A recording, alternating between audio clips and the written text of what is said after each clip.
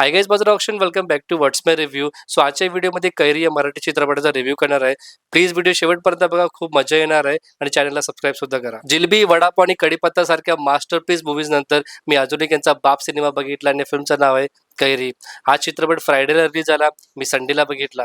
आता संडे होता तर मी फॅमिली सोबत टाइम स्पेंड करू शकलो असतो, पण माझी ग्रँड मस्ती बघा, मला कैरी या चित्रपट थिएटरमध्ये जाऊनच बघायचा होता. सो बेसिकली कैरी नावाची मराठी फिल्म कावेरी बद्दल आहे, जिला लोक प्रेमाने कैरी म्हणतात. का? कारण लोकांना वाटतं की कैरी आणि कावेरी हे दोन्ही शब्द रायमिंग वर्ड आहे. No, God, please, no, no! कैरी म्हणजे कावेरीचं आकाशवरती खूप जास्त प्रेम आहे. हे दोघे लग्न करतात आणि लंडनला सेटल होतात.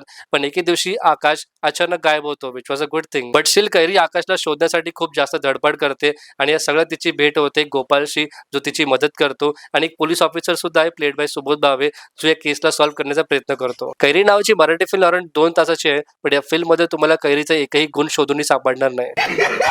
अकॉर्डिंग टू रिसर्च, कैरी किंवा कैरीच्या चटणीमुळे जेवणात चव वाढते, पण या कैरीचा फर्स्ट हाफ आणि सेकंड हाफ बघून आयुष्याची चव निघून जाईल तुमच्या.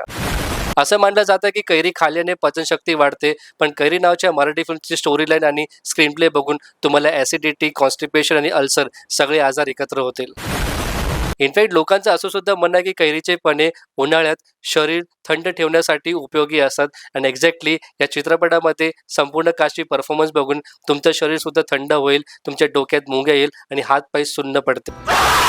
कैरीचं लोणचं वर्षभर टिकणारा एक पारंपरिक पदार्थ आहे, पण हा चित्रपट बघताना तुम्ही थिएटरमध्ये अर्धा तास सुद्धा टिकलात ना तरी खूप मोठी गोष्ट असेल.